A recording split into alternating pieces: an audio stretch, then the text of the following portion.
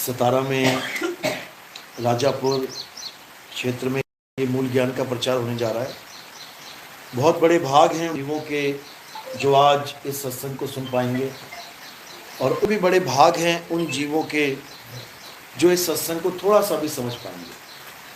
क्योंकि सुनना आसान है, आए बैठे घंटा 2 घंटा सुन के चले गए, लेकिन इस सत्संग को समझना बहुत मुश्किल है। इस सत्संग को समझने के लिए पूर्ण विवेक की जरूरत पड़ती है।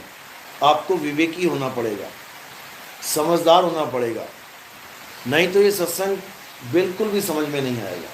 क्योंकि ये सत्संग कोई किसी राजा महाराजा की कहानी नहीं है, किसी देवी देवताओं की लीला नहीं है, कोई ऐसा कहानी किस्सा नहीं है जिसमें आपको किस्से सुना के कहानियाँ सुना के तालियाँ बजवाई जाएं। ये सत्संग मूल ज्ञान का सत्संग है। मूल ज्ञान का मतलब आत्मज्ञान। यहाँ पे किसकी महिमा गाई जाएगी? केवल और केवल आत्मदेव की। और आत्मा ही इस दुनिया का एकमात्र सत्य है, जिसकी महिमा सारे वेद पुराण गीता भागवत, सारे संतों की वाणियाँ, सारे ग्रंथ, हर प्रकार का जितना भी इस दुनिया में ज्ञान है, ये सब आत्मा की ही महिमा गाता है, डायरेक्ट या इनडायरेक्ट। तो आज उसी आत्मा को अच्छे से समझने की कोशिश करेंगे, जिस आत्मा की वजह से हमारा पूरा संसार, हमारी पूरी दिनचर्या काम कर रही है।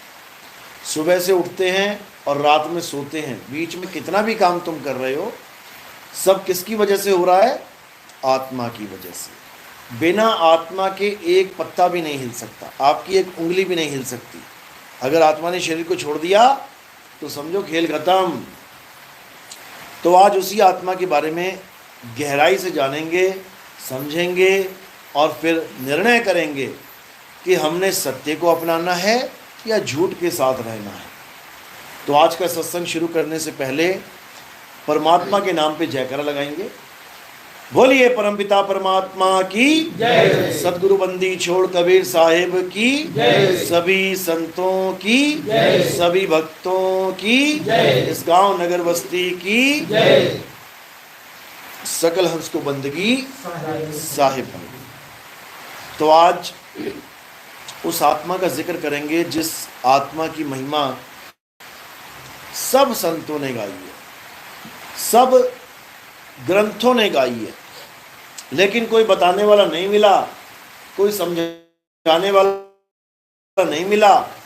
इसलिए हम सब अलग अलग प्रकार की पूजा पाठ में, अलग अलग प्रकार के तीर्थ व्रत में, अलग अलग प्रकार के संस्कारों में उलझ के रह गए। परमात्मा कितने हैं? 2 4 5 7 कितने परमात्मा हैं? हर धर्म, किसी भी धर्म में चले जाओ, किसी को भी पूछ लो परमात्मा कितने हैं, एक ही बताएगा, 2 बोल ही नहीं सकता। 3 4 5 तो बहुत दूर की बात है। परमात्मा एक है, सबको पता है, लेकिन फिर भी हम अनेकों रास्तों पे चल रहे हैं। कोई पीपल पूज रहा है, सोच रहा है इसको पूज के परमात्मा मिल जाए। कोई पत्थर पूज रहा है, वो सोच रहा पत्थर पूज के भगवान मिल जाए। कोई तुलसी पूज रहा है, कोई हवन कर रहा है, कोई यज्ञ कर रहा है, कोई तीर्थों में स्नान कर रहा है, कोई पर्वतों की परिक्रमा करने में लगा है, कोई नदियों की परिक्रमा कर रहा है। ये सब अलग अलग अलग अलग अपना अपना ज्ञान लेके बैठ गए, जबकि परमात्मा एक है। अगर परमात्मा एक है तो उसे पाने का तरीका भी एक ही होगा, लेकिन वो तरीका हमें मिला नहीं, तो हमने क्या किया? अपने मन के ही तरीके बना डाले। 2 ही प्रकार का ज्ञान है इस दुनिया में, या तो गुरुमुख या फिर मनमुख। बस 2 ही चीजें हैं। तुम 2 ही लोगों के कहे पे चल सकते हो। अगर गुरु बना लिया फिर तो गुरु के कहे पे चलोगे, गुरुमुख हो गए। और अगर जिसने गुरु नहीं बनाया तो उसका गुरु कौन है? मन। सुबह से लेके शाम तक तुम किसका कहा मानते हो? मन का। तुम सो रहे हो मजे से, मम्मी आई, उठ जा बेटा, उठ जा उठ जा। अब कब उठेगा वो? ऐसे नहीं उठेगा। कब उठेगा? जब उसका मन करेगा, जब मन अंदर से आवाज देगा उठ जा, एकदम उठ जाएगा। और अगर मन ने कह दिया ना, अरे बोलने दे, सोता रहे तू, मजे कर, और सो ले थोड़ा, आधा घंटा और सो ले, हैं मम्मी बोल रही है बोलने दे, मैं सो जाता हूँ।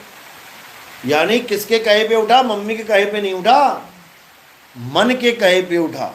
उसके बाद नहाने धोने चला गया, साबुन कौन सा लगाएगा? मन पसंद।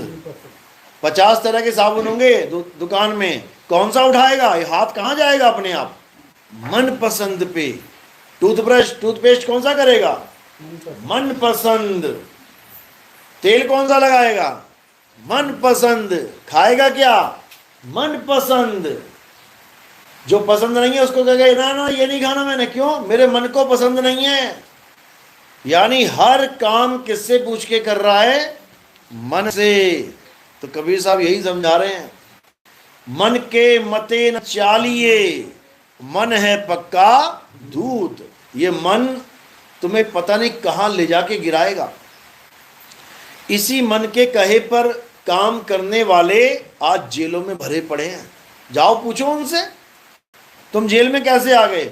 अरे एक आदमी ने मुझे गाली दे दी, मेरा मन किया कि इसके सिर पे पत्थर फेंक दूं, और मैंने अपने मन का कहा मान लिया, मैंने सिर पे ईंट मार दी और मैं जेल में बैठा हूं।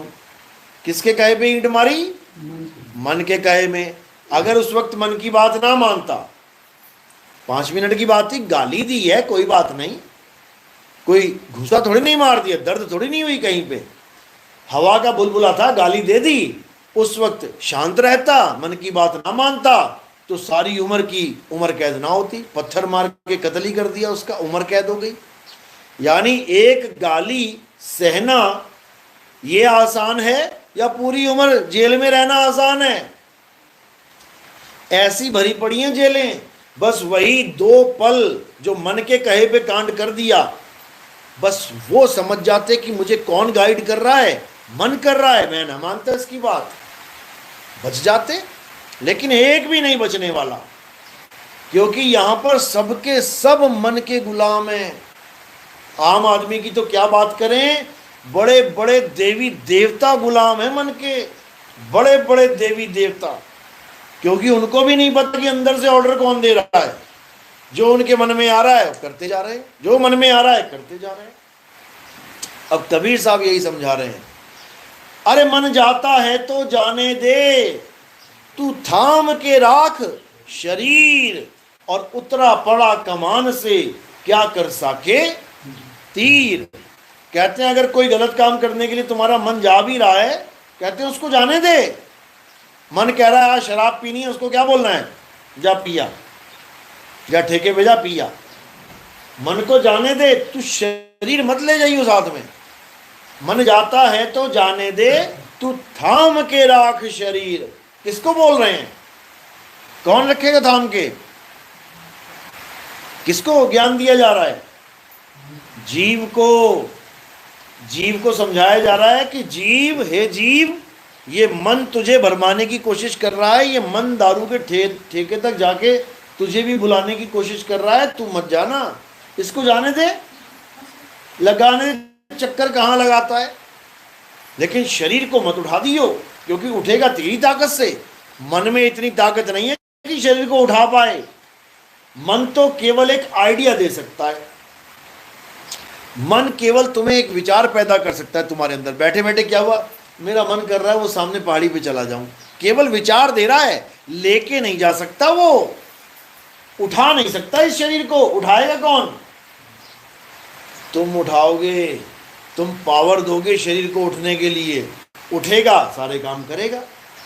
तो इसी प्रकार ये जो मन है, असल में यही हमारा सबसे बड़ा शत्रु है, दुश्मन है, लेकिन हम इसे सबसे अच्छा दोस्त मान बैठे। यही हमारा भक्षक है।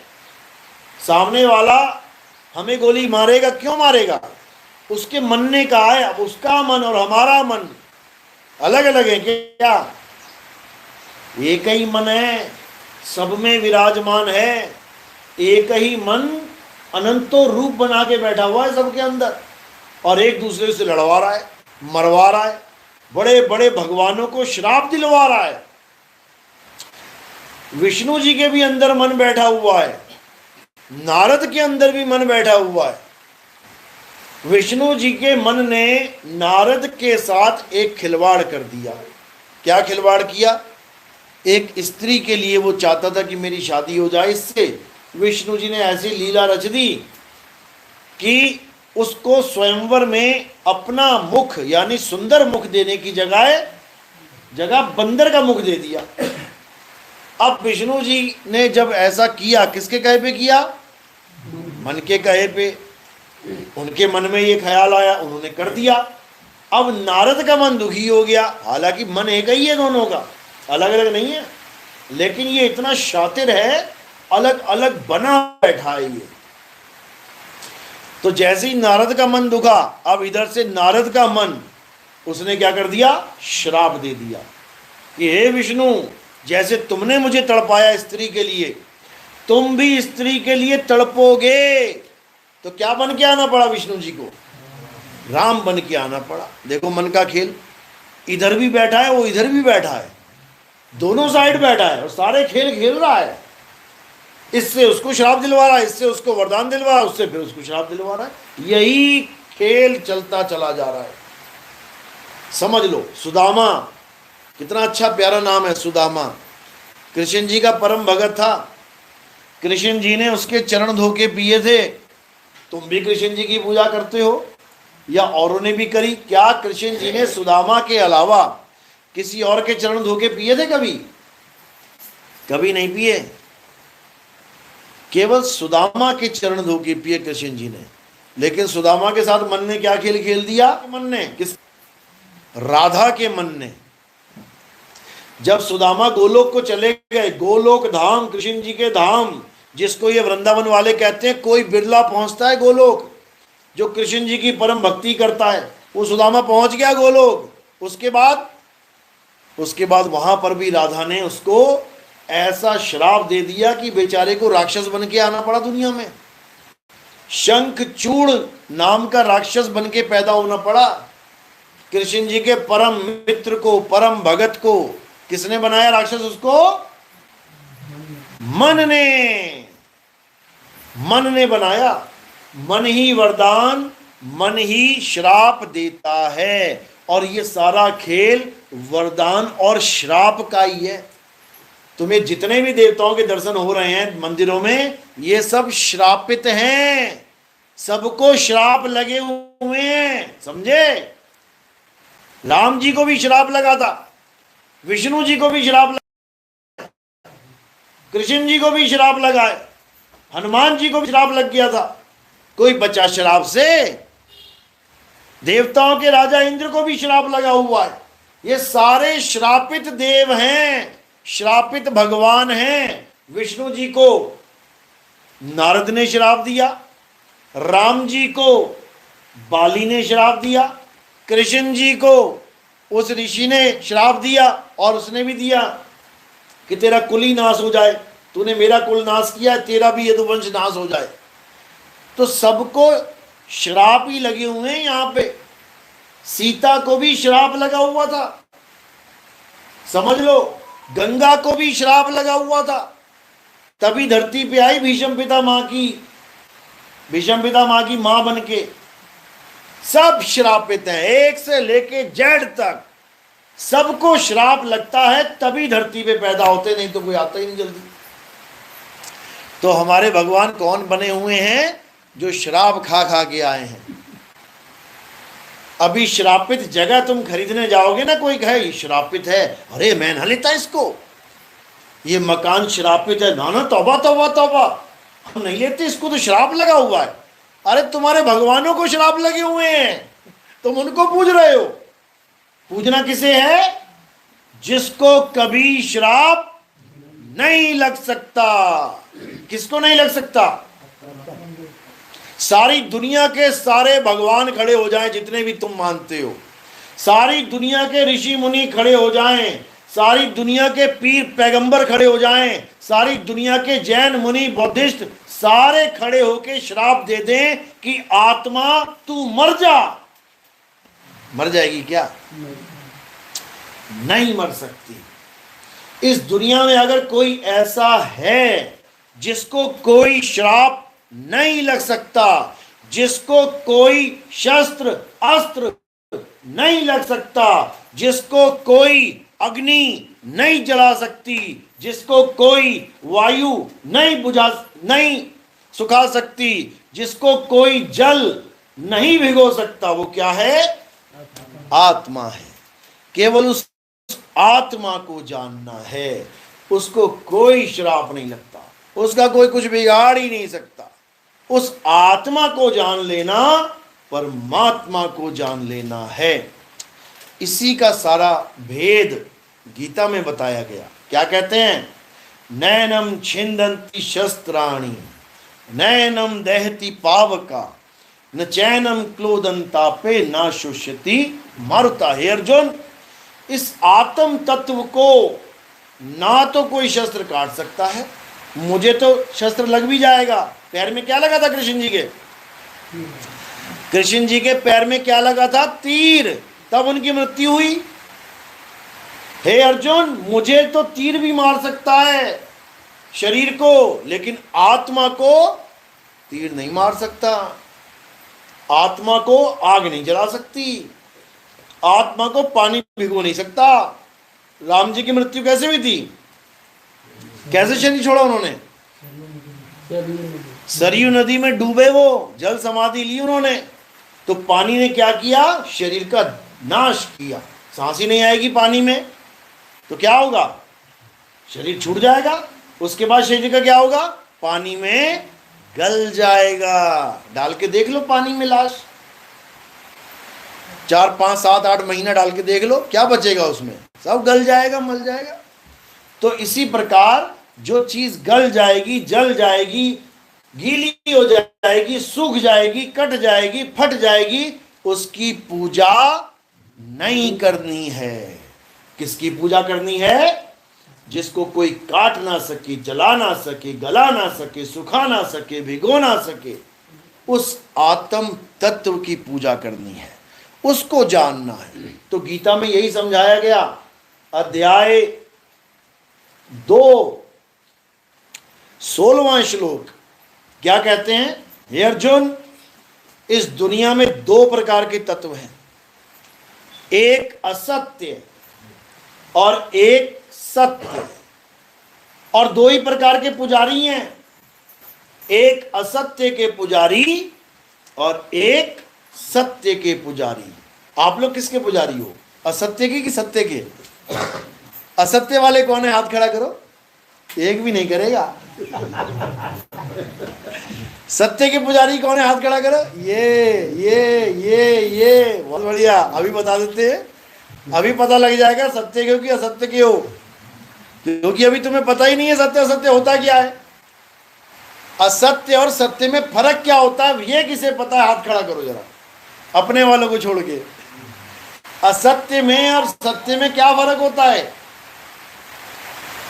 अभी बताते हैं। हे अर्जुन, इस दुनिया में 2 प्रकार के तत्व हैं, सबके लिए, हिंदू के लिए, मुसलमान के लिए, सिख के लिए, ईसाई के लिए, जैनियों के लिए, बौद्धिस्ट के लिए, आस्तिकों के लिए, नास्तिकों के लिए, सबके लिए 2 प्रकार के तत्व हैं। कौन कौन से? एक असत्य। असत्य का मतलब क्या होता है? कौन सा तत्व है असत्य? जो पैदा हो जाए और जिसका नाश हो जाए, वो असत्य है। तो क्या पैदा होता है और क्या नाश होता है? शरीर। हनुमान जी पैदा हुए, राम जी पैदा हुए, सारे देवी देवता पैदा हुए, सबके शरीर छूट गए, क्योंकि शरीर का मतलब है जब पैदा हुआ है तो नाश भी होगा। हाँ, समय अंतराल छोटा बड़ा हो सकता है, कोई आज ही पैदा हो गया आज ही मर गया। ये मक्खी मच्छर 1 दिन 2 दिन 3 दिन में ये स्वाहा हो जाते हैं, एक दिन की लाइफ होती है इनकी कई बार।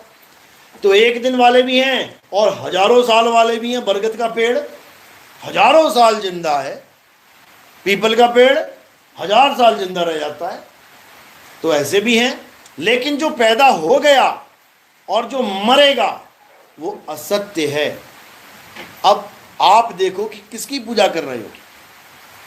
जिसकी भी तुम पूजा करते हो, तुम्हें अगर ये पता है कि ये कब पैदा हुए थे, इसका मतलब तुम असत्य के पुजारी। अगर तुम ऐसे भगवान की पूजा कर रहे हो जो सतयुग में पैदा हुए, सतयुग में थे, या फिर ऐसे भगवान की पूजा कर रहे हो जो त्रेता में पैदा हुए, या ऐसे भगवान की पूजा कर रहे हो द्वापर में पैदा हुए, या ऐसे भगवान की पूजा कर रहे हो जो अभी कलयुग में पैदा हुए, इसका मतलब तुम असत्य के पुजारी हो। और असत्य का मतलब क्या होता है? जो पल पल बदलता रहे, जो सदा एक सा ना रहे, वो असत्य है। जैसे पीपल का पेड़ आज हरा है, थोड़े सालों बाद देखोगे पीले हो गए सारे, पत्ता बदल गया। आज तुलसी हरी भरी है, 4-5 दिन पानी नहीं डाला, पत्ते सूख गए। आज खड़ी है सीधी, कल को गिरी पड़ी है, बदल गई।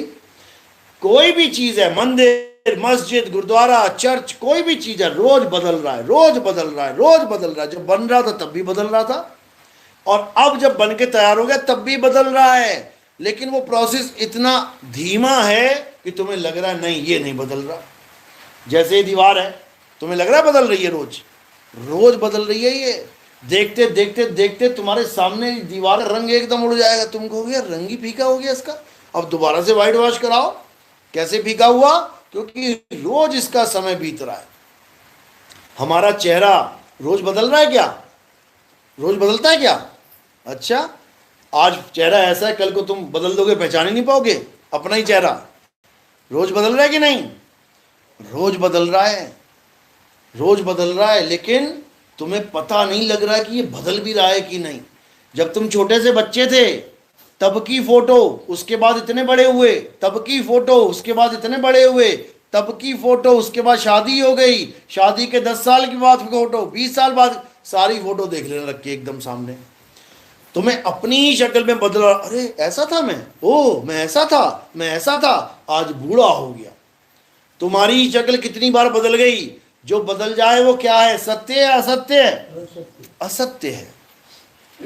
यानी अगर तुम किसी ऐसी चीज की पूजा कर रहे हो जो छोटा सा था, फिर बड़ा हुआ, फिर और बड़ा हुआ, फिर और बड़ा बलशाली हो गया, इसका मतलब असत्य के पुजारी हो तुम। अब लगा लो सारे भगवानों को, छोटे से की पूजा करते हैं, बड़े के भी पूजा करते हैं, जवान की भी करते हैं, सब असत्य है, सब झूठ है, ये सब झूठ है। अब कोई कहे हम किसी की पूजा नहीं करते, हम मंदिर नहीं जाते, मस्जिद नहीं जाते, हम तो केवल नाम जपते हैं, गुरु जी ने नाम दिया है, हम नाम जपते हैं।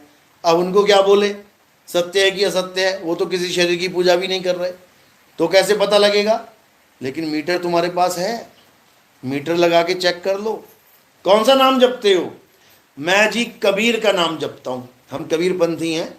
कोई कबीर पंथी कहे मैं कबीर कबीर जपता हूँ, ये नाम सत्य है? अच्छा, अभी देख लेते हैं।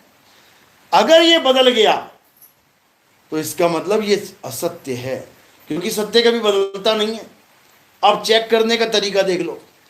अब मेरे मुंह से आवाज निकलेगी कबीर, अब आपने देखना है बदल रही है कि नहीं बदल रही है।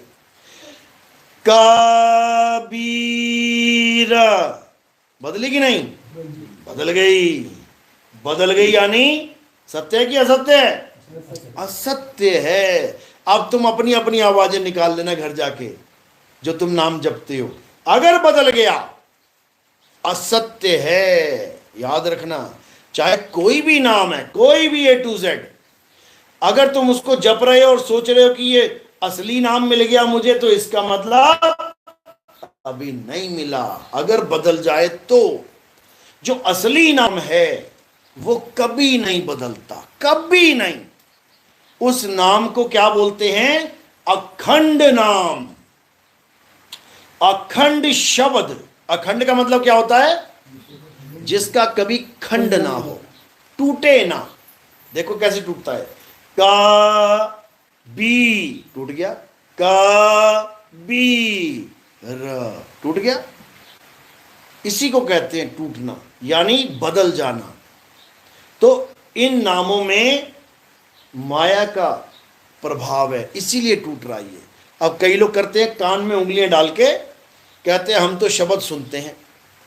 उनका कौन सा शब्द है? कहते हैं 5 तरह के शब्द है, हमारे गुरुजी ने बताया है। पहले एक शब्द आएगा, फिर दूसरा आएगा, फिर तीसरा आएगा, फिर बदल रहा है। पहले घंटे की आवाज आई, फिर वीणा की आवाज बदल रही है, फिर बांसुरी की आवाज आई, सारंगी की आवाज आई, बदल रही है। जहां भी बदलाव हो रहा है वो सत्य है या असत्य है? असत्य है। यानी इस दुनिया में जितने भी लोग जितने भी प्रकार की पूजा पाठ कर रहे हैं वो सब असत्य है। तो फिर सत्य क्या है? ये कहां मिलेगा? सत्य तुम्हारे पास है। कहीं जाने की जरूरत नहीं है कि कहीं मार्केट में जाके सत्य खरीदने जा रही हो। सत्य तुम्हारे पास है, लेकिन तुम्हें उसका नहीं एहसास है। इसीलिए हमारा जन्म सफल नहीं हो पा रहा है। अब सत्य क्या है? गीता क्या बताती है? हे अर्जुन, सत्य अखंड है। सत्य का कभी जन्म और कभी नाश नहीं होता। और वो सत्य क्या है? आत्मा ही सत्य है। आत्मा का नाम सुना है सबने? सबने आत्मा का नाम सुना है? अपनी अपनी आत्मा लेके आए हो आप लोग? घर पे तो नहीं छोड़ गई किसी की? लायो बेटा अपनी आत्मा, लायो साथ में। चेक करके देखो कहाँ रखी है, हाथ लगा के देखो आत्मा कहाँ रखी है। हाथ पे है। सब अपनी अपनी आत्मा लेके आए हैं। क्या प्रूफ है? क्योंकि अगर आत्मा साथ ना लाते तो ये शरीर यहां पहुंच ही नहीं पाता। और अगर रास्ते में कहीं आत्मा इस शरीर को छोड़ देती तो ये वहीं गिर जाता। अगर यहां बैठी हो, हंस रही हो, हिल रही हो, बोल रही हो, आंखें झपक रही हो, इसका मतलब आत्मा साथ है। ये आत्मा ही सत्य है। इसी आत्मा को जानना भक्ति है। जो कृष्ण जी बता रहे हैं ना, हे अर्जुन भक्ति करो, भक्ति करो। भक्ति का मतलब क्या है? आंख बंद करके बैठ जाऊं, नाम जपूं, भक्ति है। इसको बगुला भक्ति कहते हैं।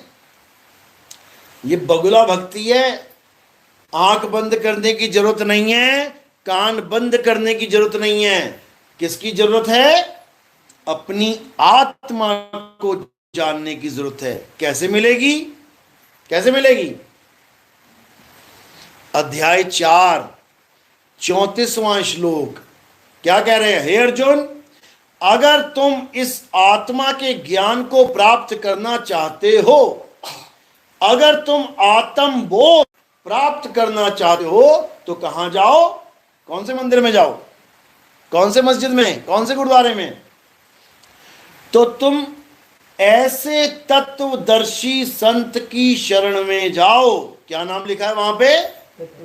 तत्वदर्शी। अब ये तत्वदर्शी क्या होता है? तत्वदर्शी का मतलब पंडित जी नहीं होता कि तुम्हारे हाथ में थाली पकड़ा दी और कहेगी मूर्ति की पूजा करो। तत्वदर्शी का मतलब ये नहीं होता कि तुम्हारे कान में मंत्र फूंक दिए, जाओ बेटा राधे राधे जपो, राम राम जपो, अल्लाह अल्लाह, वाहिगुरु वाहिगुरु जपो। बिल्कुल नहीं। तत्वदर्शी के शब्द में ही अर्थ छुपा है। दोनों को अलग कर दो एक बार। तत्वदर्शी अलग कर दो, तत्वदर्शी। तत्व का मतलब क्या होता है? ये क्या है? ये क्या गिरा इसमें? ये क्या है? तत्व है। 5 तत्वों में से एक तत्व है। अब इस तत्व का जो मुझे दर्शन करा दे, यानी मुझे प्यास लगी है और जो मेरे गले तक ये तत्व पहुंचा दे, उसको हम तत्वदर्शी संत कहते हैं। वो हमें भेद समझाएगा और हमारे गले तक ये जल पहुंच पाएगा। तो कोई नाम जपना पड़ा क्या? देखो,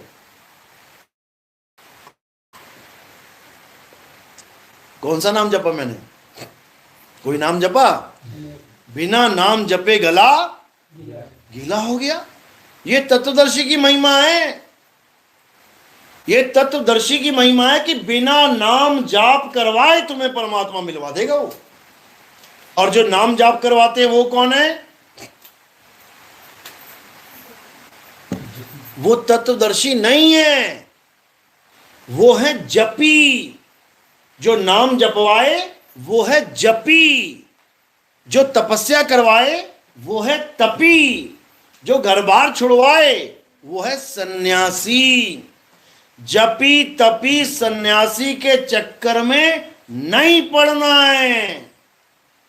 किसको खोजना है? हे अर्जुन, अगर तुम सत्य को जानना चाहते हो तो तुम ऐसे तत्वदर्शी संत की शरण में जाओ जिसने आत्मा को जान लिया है, जिसको आत्मा का भेद पता है। वही तुम्हें तुम्हारी आत्मा का ज्ञान दे सकता है, अन्यथा और कोई रास्ता नहीं कि तुम सत्य को प्राप्त कर पाओ। और अगर ये जीव अपने जीवन काल में सत्य को प्राप्त नहीं कर पाता और केवल मंदिर मस्जिद गुरुद्वारों में ही चक्कर लगाता रहता है, तो उसका क्या होता है? उसको नाना प्रकार की, यानी बहुत प्रकार की योनियों में भ्रमण करना पड़ता है। इतने जन्म मिलेंगे, इतने जन्म मिलेंगे कि तुम्हारी हालत खराब हो जाएगी। एक छोटे से छोटा जीवाणु, विषाणु, अमीबा, पैरामीशियम से लेके बड़ी से बड़ी वेल मछली का जन्म तुम्हें लेना पड़ेगा। कितनी बार तुम्हें हिरन बन के शेरों के आगे भागना पड़ेगा। जंगली कुत्ते मिलेंगे, 50-50 कुत्ते फाड़ के खा लेंगे, चीर के खा लेंगे, हालत खराब हो जाएगी तुम्हारी। भागोगे जान बचाने के लिए, प्यास लगेगी, पानी पीने जाओगे, तालाब में मगरमच्छ इंतजार कर रहा होगा। जैसी गर्दन डालोगे वैसी तुम्हारी गर्दन पकड़ लेगा, हालत खराब हो जाएगी। अभी इंसान जन्म मिला है, अभी इसमें हमने क्या करना है? सत्य असत्य का निर्णय। जानवर बन के नहीं कर पाओगे। तुम भैंस को बोलो सत्य क्या है, सत्य क्या है, बताऊं तुझे, वो क्या करेगी? भैं, घास डाल और काम कर अपना। वो ना सुनेगी तुम्हारी बातें। इंसान सुन सकता है, आदमी सुन सकता है। ये आदमी के बड़े भाग हैं कि वो ज्ञान को समझ सकता है, वो गीता पढ़ सकता है, गीता को समझ सकता है। एक बंदर को गीता पढ़ा के देख लाओ जा। एक तोता राम राम बोलता है, उसको कोई अक्षर लिख के उसके सामने रखो जरा, ये वाला पढ़ के दिखा। वो तो बोल लिया तूने, राम राम राम राम, वाहिगुरु वाहिगुरु बोल लिया। ये पढ़ के दिखा क्या लिखा है, पढ़ लेगा क्या? नहीं पढ़ पाएगा। इंसान पढ़ सकता है, इंसान समझ सकता है। इंसान के अलावा और कोई योनि नहीं है जिसमें तुम मुक्ति प्राप्त कर सकते हो, जिसमें तुम सत भक्ति प्राप्त कर सकते हो। मंदिरों में तुम जल चढ़ा रहे हो, ये काम एक बंदर भी कर सकता है। लाया लोटा उठा के शिवलिंग पे डाल दिया। एक हाथी कर सकता है, हाथियों को ट्रेंड किया गया है, सूंड से उठाते हैं, बड़े बड़े घड़े ले जाके शिवलिंग पे चढ़ा रहे हैं। तो एक हाथी में और एक आदमी में फर्क क्या रहा फिर? जो काम तुम कर रहे हो वो हाथी भी कर रहा है। तो फिर ये क्यों कह रहे हैं कि मानुष जन्म में ही मुक्ति मिल सकती है, हाथी को भी मिल जाए? राम राम जपने से मुक्ति मिलती है तो तोता राम राम तुमसे अच्छा रट लेगा, बढ़िया। तुम तो फिर भी भूल जाओगे, तोता लगा रहेगा 24 घंटे, उसकी मुक्ति हो जाए? नहीं होगी। क्यों? क्योंकि तोता सत्य और असत्य का निर्णय नहीं कर सकता। सत्य और असत्य का निर्णय कौन कर सकता है? ये इंसान कर सकता है, केवल इंसान, और कोई नहीं। इसीलिए कृष्ण जी ने इंसान जन्म की महिमा गाई है गीता में कि हे अर्जुन, ये मनुष्य जन्म इतना दुर्लभ है तुम सोच भी नहीं सकते। ये देवी देवता तरसते हैं इस योनि को प्राप्त करने के लिए। कबीर साहब कहते हैं वाणी में, इस देही को सिमरै देव और सो देही कर हर की सेव। हर का मतलब क्या होता है? हरि कहते हैं ना, हरि। हरि का मतलब क्या होता है? वो तत्व जिसके कारण ये काया हरी भरी है, ये पेड़ हरे भरे हैं। अगर वो शरीर को छोड़ देना तो ये सारी हरी भरी सूख जाएगी। तो हरी भरी काया किसकी वजह से है? आत्मा की वजह से। आत्मा ही असली हरि है जो हर प्रकार के दुख हर लेती है। जन्म मरण का रोगी हर लेगी तुम्हारा। बार बार जन्म मरण में जाना ही नहीं पड़ेगा तुम्हें। करना क्या है हे अर्जुन? अपनी आत्मा में रमण करना है। अध्याय 3 17वां श्लोक पढ़ो। गीता क्या कह रही है? हे अर्जुन, जो अपनी आत्मा में रमण करते हैं, जो अपनी आत्मा में तृप्त हैं, जो अपनी आत्मा में संतुष्ट हैं, उनके लिए कोई धार्मिक कर्म कर्तव्य लागू ही नहीं होता। उनको किसी मंदिर में जाने की जरूरत नहीं, उनको किसी मस्जिद में जाने की जरूरत नहीं, उनको किसी गिरजाघर, उनको किसी गुरुद्वारे में, उनको किसी तीर्थ में, उनको किसी नदियों में स्नान करना, कहीं जाने की जरूरत नहीं। क्या करें? बस एक काम करें। क्या करना है? अपनी आत्मा में रमण करना है। अब कैसे करेंगे? आत्मा में भी कोई रमण करता है क्या? जिसको नहीं पता वो क्या सोचेगा, है मंदिर में तो जा सकते हैं, मस्जिद में तो जा सकते हैं, गुरुद्वारे में जा सकते, ये आत्मा में कैसे जाएंगे? यही जाना है और कहीं नहीं जाना है, क्योंकि वही तुम्हारा असली ठिकाना है। ये शरीर छोड़ने के बाद तुम कहां जाओगे? सोचा कभी? जब छूट रहा होगा हालत खराब हो रही होगी, मुझे बचा लो, मुझे बचा लो, मैं मरना नहीं चाहती, मरना नहीं चाहती, और बोलती बोलती बोलती मुंह खुला जाएगा और निकल जाएगा मुंह में से ये जीव, आंखों में से निकल जाएगा, कान में से निकल जाएगा, कोई नाक में से निकल जाएगा, कोई लैट्रिन बाथरूम के रास्ते से निकल जाएगा। सबको निकलना पड़ेगा। कहां जाएगा? ना आने का पता, ना जाने का पता। कहां से आए हो आप लोग? कहां से आए हो? तुम कहोगे घर से आए हैं। घर में कहां से आए हो? मैं तो अपने मायके से आई थी यहां पे। अरे मायके में कहां से आई है? मैं तो माँ के गर्भ में आई थी। माँ के गर्भ में कहां से आई थी? सोचो, कहां कहां से घूमते घूमते आज यहां बैठे हो। ऐसे ही घुमाएगा तुम्हें सारी उम्र। कौन? यही मन। ये मन बहुत शातिर है, सब फंसे हुए मन के जाल में। तो अब क्या करना है? अब हमने बस 2 चीजें जाननी है।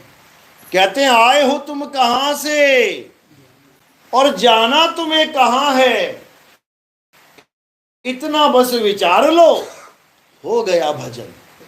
क्या राम राम राम राम, क्या अल्लाह अल्लाह, वाहिगुरु वाहिगुरु वाहिगुरु, कबीर कबीर कबीर, क्या नाम तुम जपने में लग गए? नाम नहीं जपना है। क्या करना है? अपनी आत्मा को जानना है।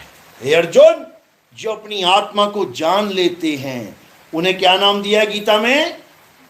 जो अपनी आत्मा में स्थित हो जाते हैं उनको स्थित प्रज्ञ कहते हैं। स्थित प्रज्ञ हो जाना है। स्थित प्रज्ञ का मतलब होता है अपने आप में स्थित हो जाना। इधर भी नहीं जाना, इधर भी नहीं जाना, ऊपर भी नहीं जाना, नीचे भी नहीं जाना। कैसे होना है? अपने आप में, अपने आप में रमण कैसे करना है? जैसे एक कछुआ, कछुआ देखा ना, टॉर्टवाइस। ये कछुआ जब चलता है आराम से तो चल रहा होता है, चल अवस्था में होता है। सामने देख रहा है कुत्ता भागा आ रहा है उसको काटने के लिए, तो क्या करेगा? ये कुत्ते से तेज भागेगा क्या? बिल्ली कुत्ते को देखती है, कुत्ता आ रहा है तो क्या करेगी? बिल्ली कुत्ते से तेज भागने की कोशिश करेगी। पक्षी देखेगा कुत्ता आ रहा है उसको पकड़ने के लिए, बिल्ली आ रही तो क्या करेगा? उड़ने की कोशिश करेगा। समझो, पानी का कोई जीव है वो पानी में घुसने की कोशिश करेगा, लेकिन कछुआ अगर खड़ा हुआ है जमीन पे तो वो क्या करेगा? जैसे कुत्ता सामने आ गया, इससे पहले कि वो हमला करे, ये कछुआ क्या करेगा? अपने आप में समा जाएगा। उसके हाथ कहां गए? अपने आप में।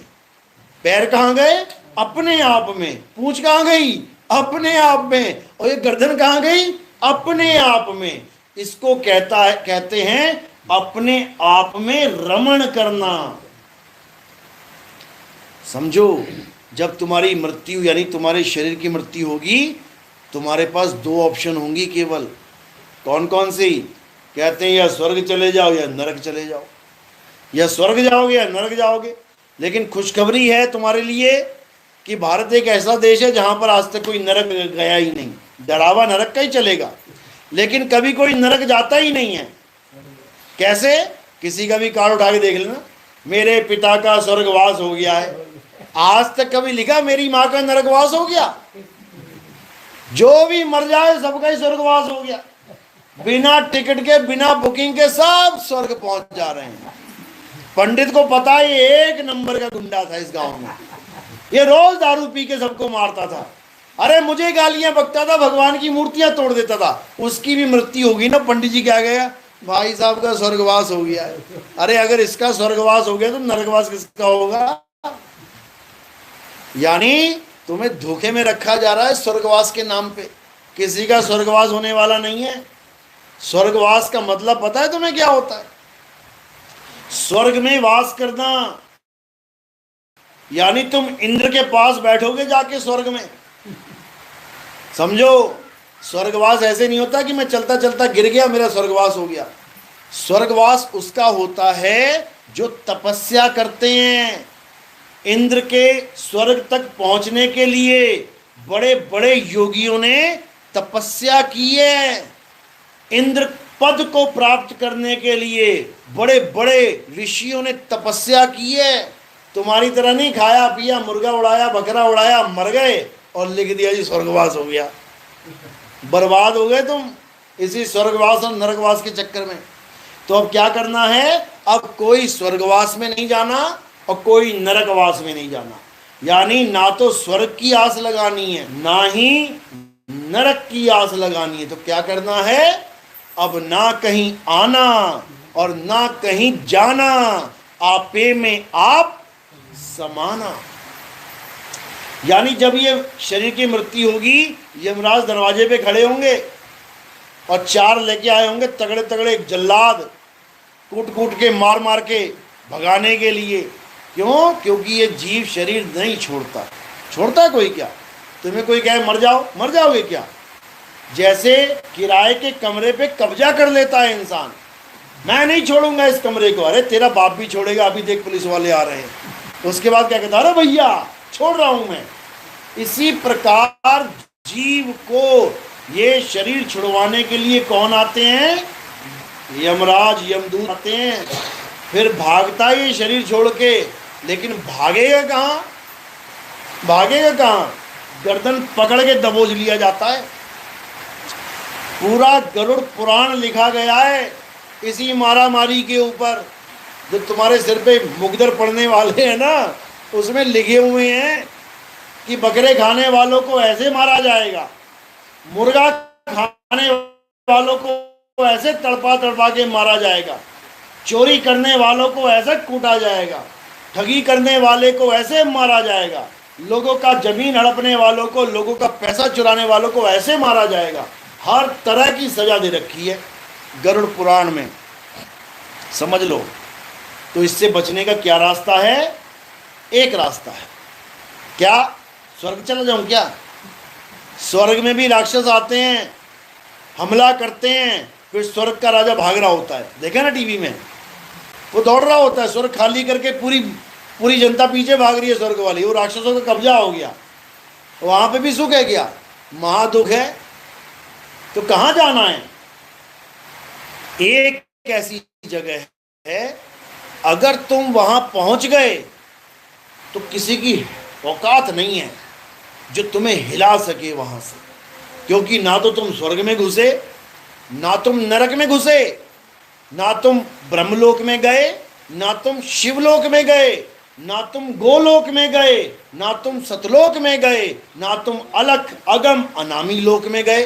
तो तुम गए कहां? तुम अपने आत्म स्वरूप में गए। तुम अपनी आत्मा में स्थित हो गए। तुम आत्मा ही हो गए। और अगर एक बार आत्मा हो गए तो तुम्हें कोई शस्त्र नहीं काट सकता, तुम्हें कोई अस्त्र नहीं काट सकता, तुम्हें कोई अग्नि नहीं जला सकती, तुम्हें कोई वायु नहीं सुखा सकती, तुम्हें कोई जल नहीं भिगो सकता। तुम सदा सदा के लिए अजर अमर अविनाशी पद को प्राप्त कर लोगे। उसके बाद तुम्हारा आना जाना, जन्मना मरना खत्म। यही है मूल ज्ञान, यही है संत ज्ञानेश्वर जी की। पढ़िए ना ज्ञानेश्वरी, अच्छे से पढ़ लेना। अब सुन लिया ना सत्संग, अब जब पढ़ोगे तो जो मैं बता रहा हूं तुम्हें वही वही चीजें दिखाई देने लग जाएंगी उसमें। और बिना सत्संग के तुम पढ़ोगे तो तुम बस पढ़ते ही जाओगे, तुम्हें पता नहीं लगेगा पढ़ क्या रहे हो। अब पढ़ के देखना, अब तुम्हें हर चीज समझ में आने लग जाएगी कि कहां पर विहंगम चाल बताया जा रहा है, कहां पर आत्म बोध बताया जा रहा है, कहां पर आत्म सत्ता की बात चल रही है, कहां पर सत्य असत्य की बात चल रही है, कहां पर तत्वदर्शी संत की महिमा गाई जा रही है। तुम्हें सब समझ में आने लग जाएगा। और ये जपी तपी सन्यासी तुम्हारे दिल से अपने आप उतरने लग जाएंगे। तो जब तक सत्य और असत्य का निबेड़ा नहीं हो गया तब तक कोई सत्य सत्य की भक्ति कर ही नहीं सकता। वो असत्य को भी सत्य मान के ही पूजेगा। आपने कुंडल पहने हैं कान में, आपने चैन पहनी है गले में, पहन तो ली, लेकिन आधे से ज्यादा लोगों को ये नहीं पता होगा कि इसी कलर की जो पीतल है और इसी कलर का जो सोना है, उन दोनों में परख कैसे करते हैं, क्या फर्क है दोनों में। दिखने में एकदम लगेगी क्या बात है, एकदम चमचमाती हुई पीतल की बेच जाते हैं लोग सोना बोल के कई बार अनाड़ियों को, लेकिन सुनार को, जौहरी को कभी नहीं बेच पाएंगे। क्यों? क्योंकि उनको परख है सत्य और असत्य की, उनको परख है। तुम्हें परख नहीं है, इसलिए कोई भी आएगा पीतल चला के चला जाएगा, तुम्हें पीतल बेच के चला जाएगा। यानी तुम्हें आत्मा और शरीर की परख नहीं है, सत्य असत्य की परख नहीं है, तो तुम्हें शरीरों की पूजा में लगा के तुम्हारा जीवन बर्बाद करके चला जाएगा कोई भी। जो भी गुरु तुमसे शरीरों की पूजा करवा रहा है, कोई देवी देवताओं की पूजा करवा रहा है, या तुमसे नदियों में स्नान करवा रहा है, या तुम्हें पर्वतों के परिक्रमा के चक्कर में लगा दिया है, आत्मा का बोध नहीं बता रहा है, तो इसका मतलब वो गुरु नहीं है। वो गुरु नहीं है, वो इंसान है जो तुम्हारे जीवन को बर्बाद करने के लिए आया है। नाम तुम कुछ भी रख लेना, उसका नाम तुम्हारी मर्जी है, कुछ भी रख लेना, लेकिन वो तुम्हारा शुभ चिंतक नहीं है। वो तुम्हें सत्य से जोड़ने नहीं आया है। और जो तुम्हें सत्य से जोड़ने आएगा वो पहले तुम्हें असत्य का भेद बता के उसको छुड़वाएगा। जो तुम असत्य पकड़ के बैठे हो पहले वो छुड़वाएगा, तभी तो सत्य बताएगा।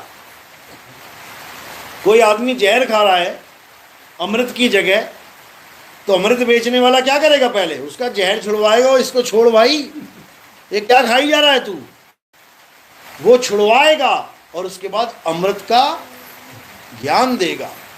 तो इसीलिए बोला है, सोई गुरु पूरा कहावे, जो दो अक्षर का भेद बतावे। यही दो अक्षर और दो तत्व एक ही समझ लो। सोई गुरु पूरा कहावे, दो अक्षर का भेद बतावे, एक छुड़ावे एक लखावे, तब प्राणी निज घर को जावे। यानी भक्ति सब कर रहे हैं, सब कर रहे हैं। बकरा काटने वाला भी मंत्र वंत्र पढ़ के, नमाज पढ़ के, कलमा पढ़ के तब काटता है कि भैया भगवान जी ये मेरा कर्म है, पाप मत लगवा देना मुझे। ये लोग खाते हैं इसलिए काटना पड़ रहा है। अगर ये ना है ना मांगने के लिए, मैं तो घास खिला रहा हूँ इसको, मैं तो बकरा पाल रहा हूँ। ये आके कहते हैं 1 किलो दे दे, इनके कहने पे काटना पड़ता है। मैं दोषी नहीं हूँ, समझ लो। वो अपना पल्ला झाड़ रहा है और जो खरीदने आ रहा वो क्या कह रहा, भगवान जी मैं नहीं मारता बकरों को, ना ना ना ना ना ना, मैं इतना निर्दयी नहीं कि उसके गले पे चाकू। ये मारता है कसाई, ये काटता है, तो जो काट के सजा देता है उसमें से मैं थोड़ा सा उठा ले जाता हूँ। अरे तो मुर्दा है, मिट्टी है, मैं तो मिट्टी खा रहा हूँ। कातिल तो ये है। बताओ, एक दूसरे पे इल्जाम लगा रहे हैं।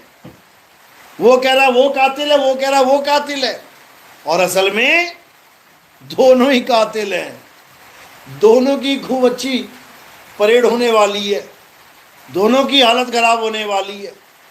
समझ लेना, एक आदमी बंदूक लेके आया, पैसे किसने दिए? उसने दिए। बंदूक खरीद के लेके गोली मार दी। पुलिस वाले पूछेंगे हाँ क्यों मारा? वो क्या कहता है? उसने कहा था मारो, उसने पैसे दिए। सुपारी देते हैं ना, पैसे दे दिए 1 लाख रुपए, उसको गोली मार देना। अब वो गोली मार रहा है, सुपारी वाला कह रहा है मैंने तो पैसे दिए, गोली थोड़ी नहीं मारी है, मैं पापी थोड़ी नहीं हूं। और जो गोली मार रहा है वो कह रहा है मैंने क्यों मारनी है, उसने पैसे दिए इसलिए मारे हैं, मैं पापी थोड़ी नहीं हूं, मैंने तो काम किया अपना जो मुझे बोला गया। जैसे जल्लाद फांसी देता है, क्यों देता है? जल्लाद पता ना, जो कैदियों को फांसी देते हैं। अब कैदी को फांसी अगर जल्लाद ने दी, उसका पाप किसे लगेगा? जल्लाद से पूछो तू पापी है, कहे मैं कहेगा पापी यार, मेरा काम है फांसी देना। अगर जज कहेगा इसको फांसी दो तो मैं दूंगा, नहीं तो आराम से बैठा है कैदी, खा रहा है, पी रहा, मजे कर रहा है, मैं कोई दुश्मन हूं उसका? समझो। तो जल्लाद अपना सारा पाप कहां पे डाल देता है? जज के सिर पे, कि जज ने बोला है तो मैंने फांसी दी है। और जज क्या करेगा? जज सारा पाप कहां डाल देगा? संविधान के सिर पे। इस किताब में लिखा है अगर कोई ऐसा ऐसा करेगा तो उसको ऐसी ऐसी सजा देनी है। मेरा कोई मामा का लड़का लगता है क्या? दुश्मनी है मेरी, या मेरी जमीन पे कब्जा किया है तो मैं उसको फांसी दे रहा हूं। यानी हर इंसान अपने पाप कर्मों से बचने की कोशिश करता है, लेकिन बच एक भी नहीं सकता। समझ लेना, ये वाला नहीं तो कहीं और पकड़ेगा। बिना पाप के आप रह ही नहीं सकते इस दुनिया में। बिना पाप और पुण्य के आप एक भी दिन नहीं बिता सकते। अगर आप दिया भी लगाते हो ना भगवान की पूजा करने के लिए, रात भर जलता रहा, सुबह देखना उसमें क्या है, अरे 15 कीड़े मर गए जल के, डूब के मर गए। होता है ना, घी की कटोरी में कितने कीड़े गिर जाते हैं, रात में कितने कीड़े उस आग से आकर्षित होते हैं। जितने पतंगे होते हैं सब आग को प्यार करने के लिए, प्रेम करने के लिए उसमें डूब जाते हैं, आग में जल जाते हैं। तो आग किसने लगाई? तुम्ही ने लगाई। तो कत्ल का कौन जिम्मेदार है? तुम ही जिम्मेदार हो। करने गए थे पूजा यानी पुण्य और कमाल आए पाप। समझो बात को। तुम एक बार सांस लेते हो, हजारों लाखों जीव तुम्हारे अंदर चले जाते हैं, खत्म हो जाते हैं। तुम खाना खाते हो, हर दाने में अन्न में जीव है, हर गेहूं के दाने में प्राण है। तुम डाल के देख लो खेत में, देखो कैसे अंकुरित हो जाएगा। प्राण है उसमें, जीव है उसमें। और तुम उसको फ्राई कर दो, एक बार दानों को फ्राई कर दो, भून दो, उसके बाद खेत में डाल दो, उगेगा क्या? क्यों नहीं उगेगा? क्योंकि वो जीव उस शरीर को छोड़ के चला जाएगा। इतना बड़ा जाल बुना हुआ है, कैसे निकलोगे? केवल एक ही रास्ता है निकलने का, और रास्ता क्या है? सत्य असत्य को जान लो, असत्य को त्याग दो और सत्य को कस के पकड़ लो। आत्म तत्व को कस के पकड़ लो, तब तुम्हारी मुक्ति हो जाएगी। कोई तुम्हें 84 में डालने वाला नहीं है। इसी मूल ज्ञान को संत ज्ञानेश्वर जी महाराज, उनकी बहन मुक्ताबाई, आप पढ़ो उनके अभंग, जो मैं बता रहा हूं एक एक बात लिखी गई है उसमें। लायो ना, अभी देख लेना सत्संग खत्म होने के बाद, तुम्हें एक एक बात उसमें लिखी मिलेगी। लेकिन उसको कोई समझ नहीं रहा है, पढ़ते जा रहे हैं, पढ़ते जा रहे हैं, बिना समझे कैसे उससे तुम्हारा छुटकारा होगा। पढ़ते जाओ बस, ये जहर है, जहर खाना सेहत के लिए हानिकारक होता है, और उठा के फिर खा लिया। पढ़ते जा रहे हैं, तंबाकू, तंबाकू से कैंसर होता है, हाँ ला ये वाला ला, खा लिया। पढ़ते भी जा रहे हैं, खाते भी जा रहे हैं, पढ़ते भी जा रहे हैं, खाते भी जा रहे हैं, फिर क्या होगा? फिर लेटे पड़े होंगे कहीं पे, भैया डॉक्टर साहब मुंह का कैंसर हो गया, बचाए लो। अब क्या बचाए लो? जब लिखा हुआ बताया जा रहा था तब तो समझा नहीं, अब क्या समझ रहा है? अब तो वक्त समझाएगा। तो इसीलिए क्या करना है? अब आपके पास एक मौका है, सत्य असत्य का निर्णय बिना पक्षपात के करना है। ये नहीं सोचना है अरे मेरे घर वाले तो मंदिर के पुजारी हैं, मेरे घर वाले तो गणेश जी के पुजारी हैं, मेरे घर वाले तो मस्जिद में जाते हैं, मेरे घर वाले चर्च में जाते हैं और मैं आत्मा की पूजा करूंगा, अरे ये तो बड़ा अलग हो जाएगा। ये नहीं सोचना है, ये कभी नहीं सोचना है। क्या सोचना है कि मैं सत्य की पूजा करूंगा, चाहे सारा परिवार असत्य की पूजा करता रहे। समझ लो, सारा परिवार दारू पीने लग गया तो क्या तुम भी पीने लग जाओगे? सारा परिवार गांजा खाने लग गया, गांजा पीने लग गया, अफीम खाने लग गया, तुम भी खाने लग जाओगे? सारा परिवार झूठ बोलने लग गया, चोरियां करने लग गया, ठगी करने लग गया, कातिल बन गया, कत्ल करने लग, तुम भी कर दोगे क्या? नहीं। यानी हमारा रास्ता क्या है? सत्य को प्राप्त करना हमारा रास्ता है।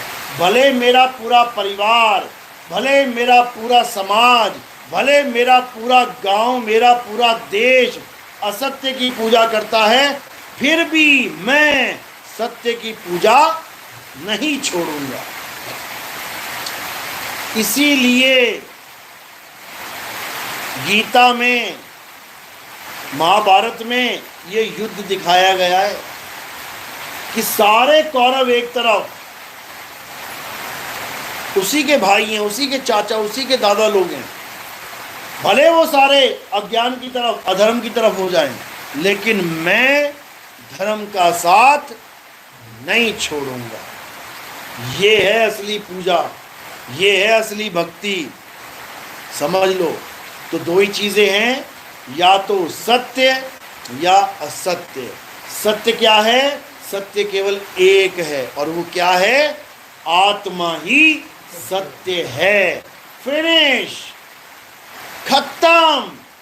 अब आत्मा के सिवा तुम कुछ भी, किसी को भी पूज रहे हो, चाहे वो पेड़ है, चाहे वो पौधे हैं, चाहे वो जानवर है, चाहे वो सूरज है, चाहे वो तारे हैं, चाहे वो सितारे हैं, चाहे वो ग्रह हैं, चाहे वो कुछ भी है, आत्मा नहीं तो कुछ भी नहीं, जीरो है वो।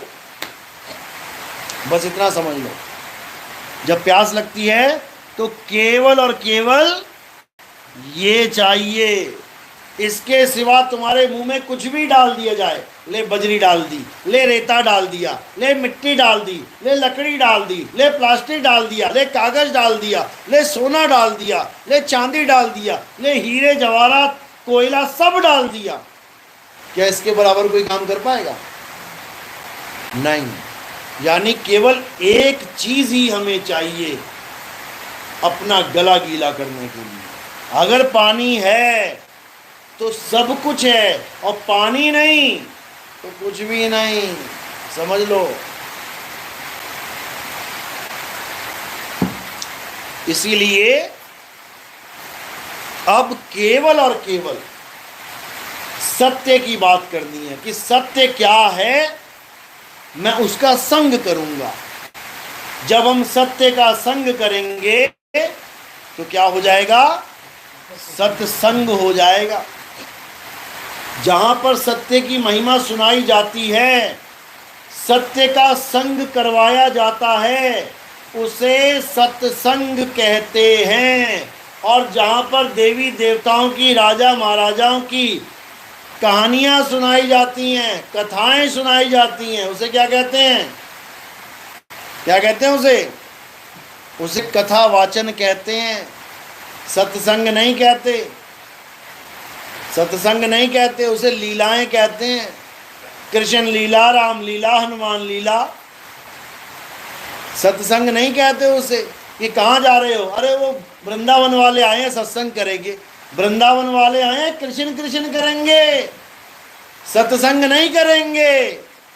अयोध्या वाले आ गए तो राम राम करेंगे, सत्संग नहीं करेंगे, क्योंकि सत्य के बारे में उन्हें पता ही नहीं है सत्य होता क्या है, संग क्या करेंगे उसका। तो सत्य क्या है? हे अर्जुन, सत्य केवल और केवल आत्मा है, आत्मा के अलावा कोई सत्य नहीं है। चलो, तो आज का सत्संग यही समाप्त करते हैं। किस किस के समझ में आई मेरी बात? एक बार हाथ खड़ा करो जरा। नहीं आई? किस किस के समझ में आई? अरे वैसी मत कर देना झूठी मूठी। क्या बात है, पूरा सतारा, पूरा राजापुर जा गया आज तो। अच्छी बात है। अब समझ लो कि जब चीज समझ आ जाती है, जब चीज समझ आ जाती है तो क्या करना होता है? उसको ग्रहण करना होता है। कौन कौन दूध गर्म करता है घर में? लेडीज सब करती हो ना। कौन कौन दूध गर्म करते करते उसमें नींबू निचोड़ देता है? हाथ खड़ा करो। कोई भी नहीं है। दूध गर्म करते करते उसमें नींबू निचोड़ दो। रोज दूध गर्म करो और जैसे दूध गर्म करने रखो उसमें नींबू निचोड़ दो। करता है कोई ऐसा? क्यों नहीं करता? क्यों नहीं करता? कारण क्या है? तुम्हारी माता जी ने अच्छे से समझा रखा है, बेटा दूध के साथ नींबू मिक्स नहीं होना चाहिए।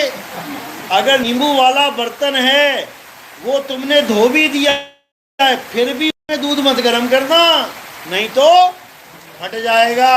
अब ये जो ज्ञान तुम्हें समझ में आ गया, कितने महीने के लिए रखोगे दिमाग में? कितने दिन तक याद रखोगे? सारी उम्र तक। बुढ़ी हो जाओगी, मरने वाली हो जाओगी, फिर भी दूध गर्म करोगी, कभी नींबू नहीं डालोगी, क्योंकि बात समझ में आ गई है कि दूध डालने से हमारा नुकसान होगा। तो आज जो बात समझ में आई है, कितने दिन याद रखनी है? कितने दिन याद रखोगे?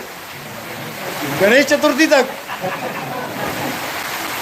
या रामनवमी तक, या शिव महारात्रि तक, क्या बोलते हैं, महाशिवरात्रि तक? हमेशा याद रखनी है।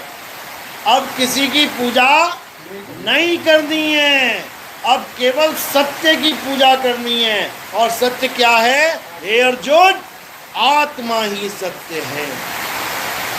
उसके लिए क्या करना है? गीता पढ़ना शुरू करो, या ज्ञानेश्वरी जी का जो ग्रंथ है, क्या नाम है? ज्ञानेश्वरी ग्रंथ का नाम है। ज्ञानेश्वर महाराज आप ही के मराठी हैं, उनकी ज्ञानेश्वरी पढ़ना शुरू करो। अध्याय 2, 3, 7, 9, बस ये 4 पढ़ लेना अच्छी तरह।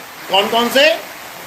2, 3, 7, 9, तुम्हारा कल्याण हो जाएगा। जो बातें मैंने बताई हैं तुम्हें एक एक बात उसमें लिखी मिलेगी, बस उसको सच्चे मन से ग्रहण करते चले जाना, तुम्हारा सारा असत्य छूट जाएगा। ये सारे पेड़ पौधों की पूजा, ये सारे जानवरों की पूजा, देखो जानवरों की पूजा करते हैं हम लोग। मंदिर में गए शंकर जी के, उनके भोग लगाया मूर्ति में, गले में सांप था उसके भी लगा दिया, थोड़ा तू भी खा ले। और जब असली वाला घर में आया तो क्या दिया उसको? लठ बजाया सिर पे उसकी, पत्थर को लड्डू खिलाया और असली के लठ बजाया। अब गणेश जी के मंदिर में गए, 2 लड्डू गणेश जी के चिपका दिए मुंह में, नीचे चूहा था उससे तू भी खा ले। और जब असली वाला चूहा घर में घूमा तो क्या किया? लड्डू में जहर डाल के दे दिया, ले मर। अब सांड ले लो, नंदी, अब जाके उसके कान में अपनी मनोकामना बता रहे हैं, और जब वो अपनी मनोकामना पूरी कर दे, तुम्हारे खेत में घुस गया, थोड़े से दाने खाने, उसके बाद दे लठ, दे लठ। यानी पत्थरों की पूजा कर रहे हो और वही वैरायटी घर में घुस जाए तो उसकी माथा फोड़ रहे हो। कमाल हो गई। तो ऐसा नहीं करना भाई, वो जीव है मालिक के, जीवों पे दया करनी है, समझे? आत्मा की पूजा और जीवों पर दया, अगर ये काम कर लिया तो तुम्हारा कल्याण हो जाएगा। समझ में आई बात? तो कब तक सत्य को समझ के रखना है? और अंतिम समय तक। अब ऐसा ना हो गणेश चतुर्थी में सारी लाइन में लगी हुई है थालियां, वो असत्य की पूजा है, बिल्कुल छोड़ दो, बिल्कुल। अध्याय 3, 17वां श्लोक यही बता रहा है कि जो आत्मा की पूजा में आ गया उसको फिर किसी की पूजा करने की जरूरत नहीं है। समझ लो, यानी वो उस तत्व को प्राप्त करने के लिए निकल पड़ा जिसे साक्षात परमात्मा कहते हैं। उसको फिर मंदिर मस्जिद में भटकने की जरूरत नहीं है। चलो, तो आज का सत्संग यही समाप्त करते हैं। बोलिए परमपिता परमात्मा की, सदगुरु बंदी छोड़ कबीर साहिब की, सभी संतों की, सदगुरु मदनपति साहिब की, सदगुरु जवाहरपति साहिब की, सदगुरु वैरागपति साहिब की, सभी संतों की, सभी भक्तों की, इस गांव नगर बस्ती की, आज के आनंद की, सकल हंस को बंदगी साहिब बंदगी। नितिन महाराज की। चलो।